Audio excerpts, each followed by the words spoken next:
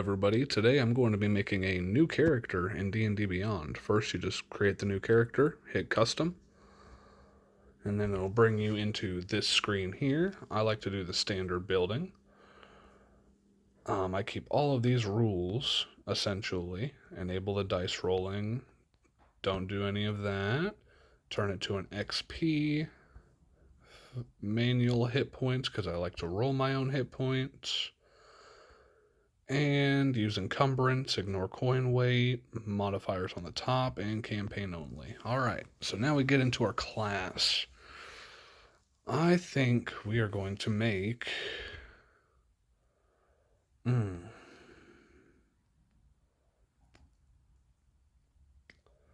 think today we're going to go ahead and make a fighter. Fighter, strength or dexterity, primary ability, hit point die, save, strength, and con. Yeah, I think that is exactly what we'll go with. And we're just going to bump them up to level 3 just so I can pick a subclass. Core fighter traits. We're going to go acrobatics and perception. We want to be a faster type character, not really a strong guy. Fighting style. Again, we're going to be a quick person, so I feel like we would do 2-weapon fighting. Fighting with like 2 daggers or 2 swords, you know. You get second wind at first level. Weapon mastery. Oh, we're going to go hand axe, daggers, and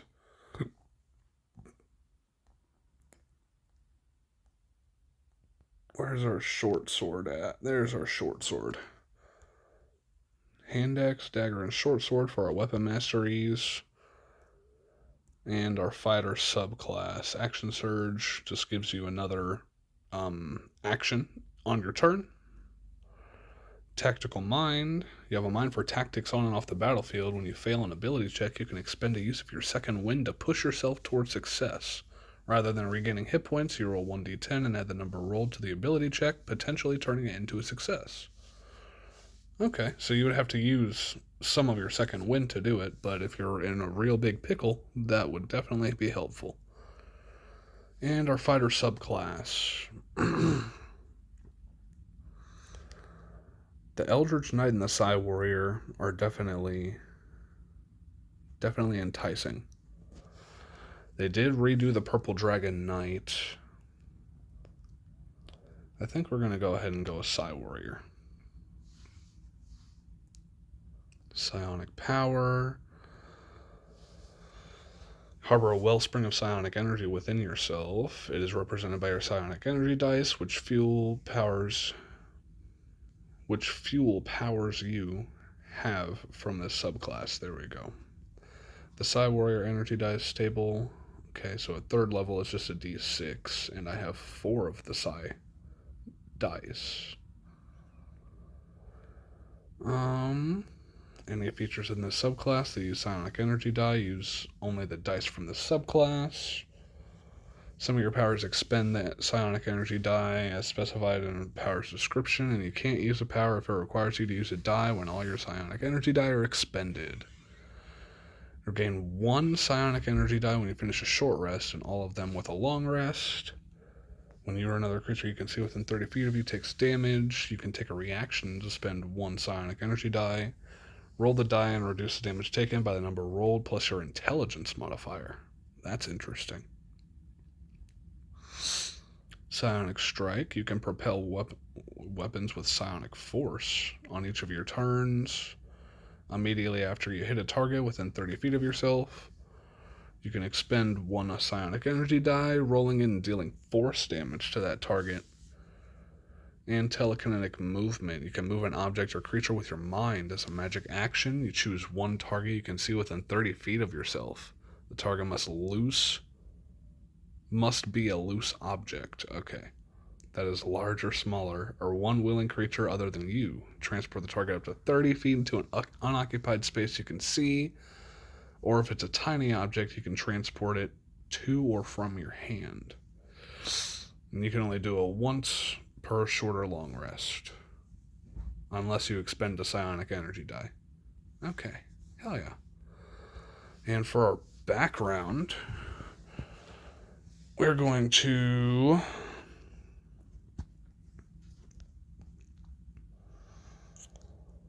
a guard would definitely be one of my ways that I would go. Guard or a soldier, really. Because he's not a criminal, definitely. So let's go with guard here.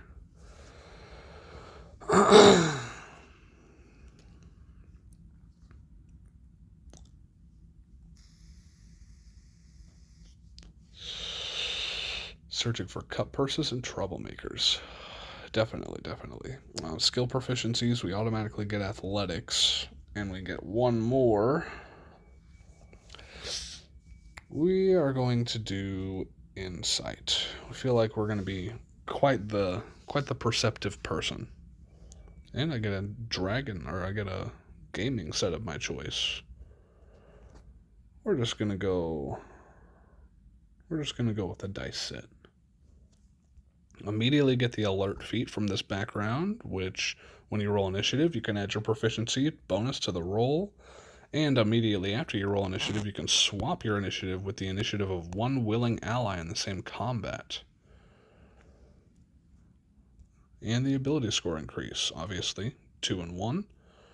We're going to put the 1 into intelligence and the 2 into strength because we don't have a dexterity option.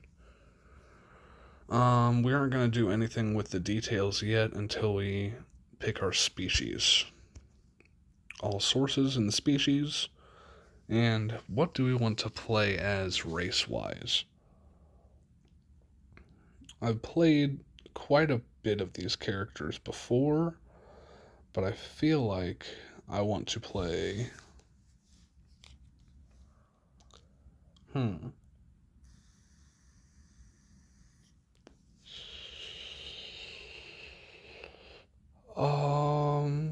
Let's play a Shadar Kai. We could be a dark guard. I like that a lot, actually. Shadar Kai Psy Warrior. This bonus actually, you can magically teleport up to 30 feet. Get dark vision. You have Fey ancestry because you technically are an elf. Proficiency in the perception skill, nice. Resistance to necrotic damage, and you don't have to sleep. You only have to meditate for 4 hours because of your trance. So that is very nice. I think we'll definitely be taking that.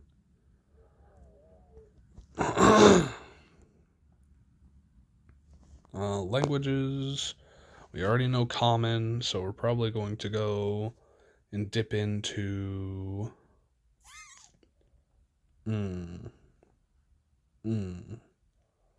Sylvan or Elvish? Let's just say Elvish. We're going to really dig into our character. Creature type, size, speed, Blessing of the Raven Queen. We already got all that stuff. Trance. We have 2 choices. Oh, whenever you finish this trance, you gain 2 proficiencies that you don't have. One with a weapon or a tool. Okay. That's awesome. So we're going to be proficient with a dagger, I guess? And...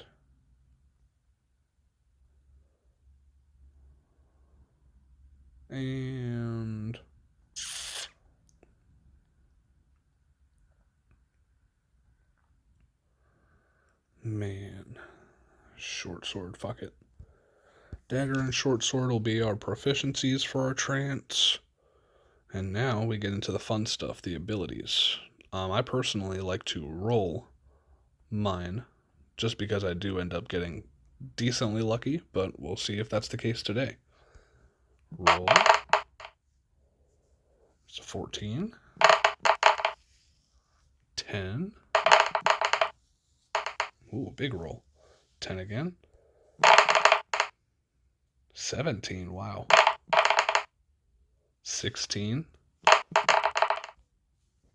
And a 15. So nothing under 10. So that's very good. We're definitely going to put our dexterity at our 17. Our con at the 16. Strength at the 15. Intelligence 14. And we're not going to be very wise or charismatic. We've been following the Shadow Realm for a little while. And just apply those ability scores. It'll give me the score calculations here. Strength will be up to a 17. Dexterity will be up to a 17. Con is 16. Intelligence is 15. Wisdom is 10. Charisma is 10. And equipment. Oh, chainmail, greatsword, flail. No, we're definitely not going to do that. Studded leather, armor, scimitar, short sword, longbow, 20 arrows, quiver, dungeoneer's pack, and 11 gold. Definitely.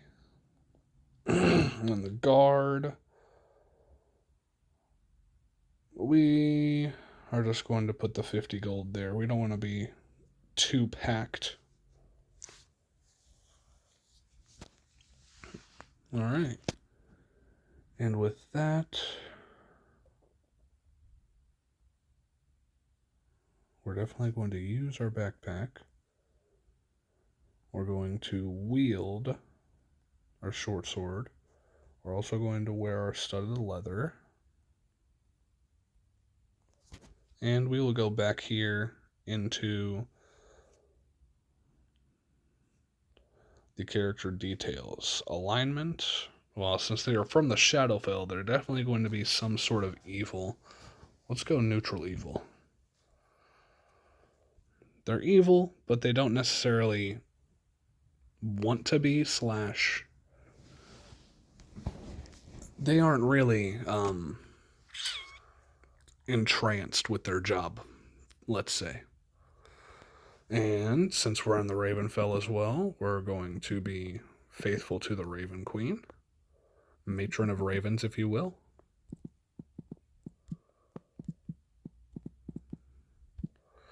And our lifestyle is probably going to be poor. We don't get a whole lot. Hair. We're going to have our hair be a stark silver. And it is going to turn black at the roots.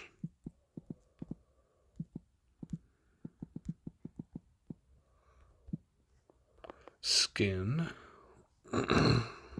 Pale gray. Do you guys do gray with AY or EY? I'm pretty sure we do it with AY, but I'm not entirely sure. It confuses me all the time. Eyes. Oh. Iris is going to be... We'll go with a deep green.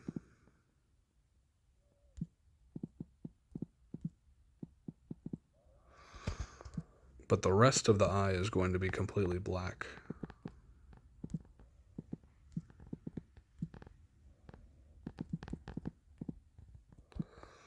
Height, we are an elvish character, so we're going to be somewhere between 5 and 6.5 feet. So we'll go straight 6 foot, 6'2" even. Weight, we are going to be lightweight because we are going to be a quick person, not a strong person. So let's go with 180. Yeah, 180 pounds. Age, we will be a middle-aged. Let's go 40-ish. And we are going to be male in gender. Personal characteristics. Personality traits. What is our character like? Sallow. Brooding.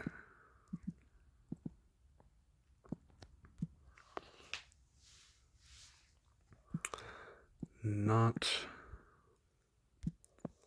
into much comedy.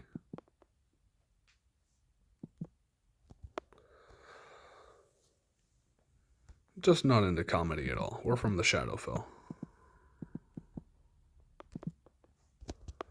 And always takes things serious.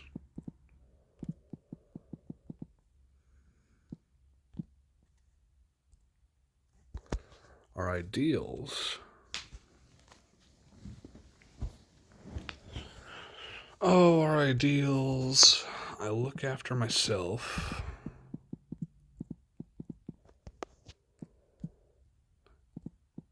Anyone that threatens me will be taken care of.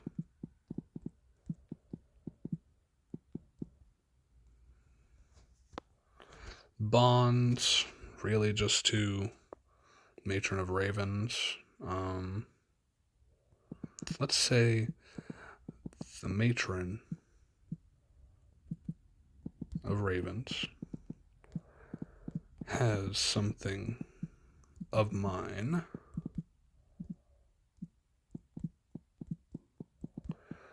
that I want to get back.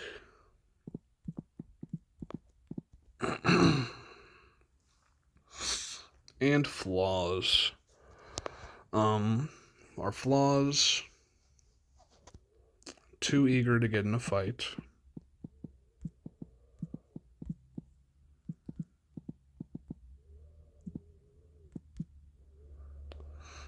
Not willing to budge on their views. On their views / outlook on life. Man, I am just typing terribly today. But with that, notes, organizations. I guess the Matron of Ravens would definitely know about us. Allies, don't really have any enemies.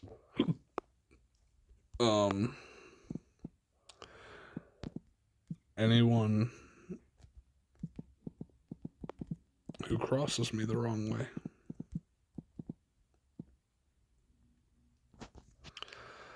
Backstory. This is the big one here. Growing up in the Shadowfell. What is our character's name even? We didn't even give our character a name. I'm just now realizing this 18 minutes into this video. The name.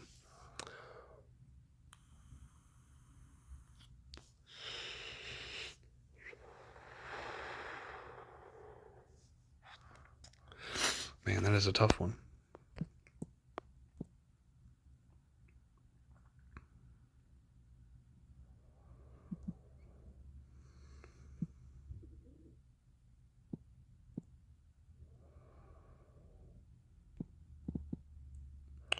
Endrier? I'd literally just let my mind think of it, and my fingers went to whatever they wanted to go to. So I think Endrier wouldn't be a bad name. I think we'll do that. Growing up in the Shadowfell, Endrier had little hope and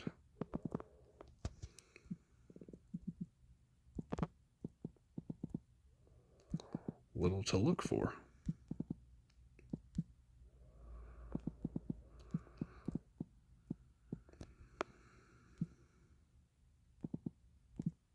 Their family died to the Shadow Curse.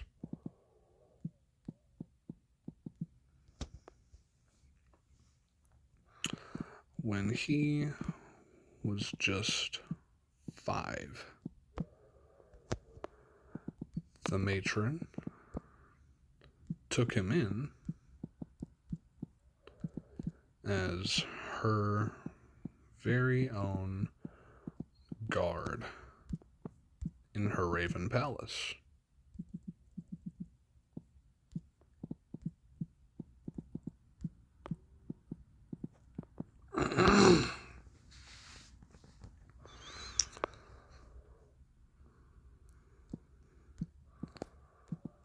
One day, she, being the matron of ravens, so I guess we should probably put some respect on her name, the matron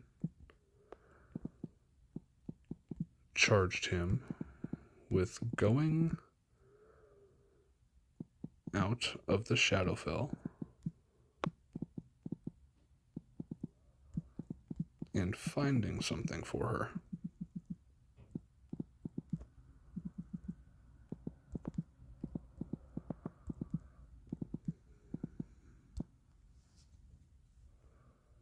We can't be too specific. We gotta leave a little bit of mystery in there for our players. Yeah, that's gonna be our backstory there. And we don't have any other notes. So with that, we will go back here.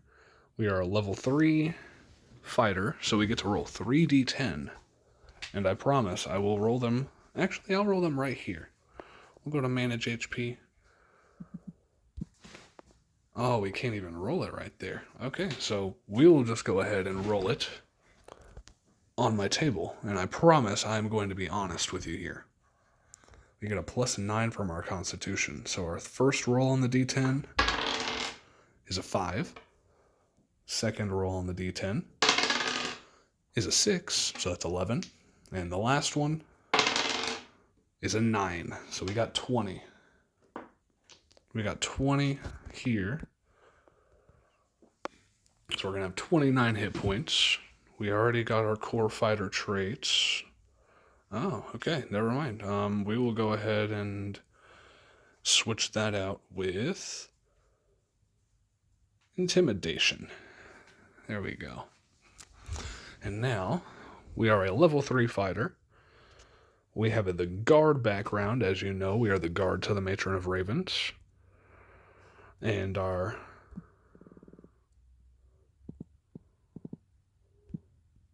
pretty sure that's our name, Endrir. We are a Shadar Kai from the Shadowfell. Got a strength of 15, strength of 17, dex of 17, con of 16, int of 15, wisdom of 10, and charisma of 10. And we have a lot of starting equipment. Let me just make sure that I actually got my name right here. Background.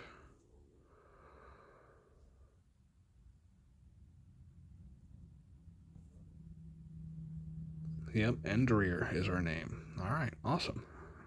And that will do it for me. I definitely hope you guys enjoyed watching me make this character, and I hope that they make their way in a campaign here very soon. We're just going to go ahead and look here and actually look at our saving throws and stuff too. That is amazing. For a fighter, I probably wouldn't have asked for anything more. And I mean, they do still have they have the same strength and dex, but a higher saving throw on their strength than they do their dex. So yeah, it'll definitely be an interesting character to play. I hope you guys enjoyed, and thank you guys for watching, and keep on rolling.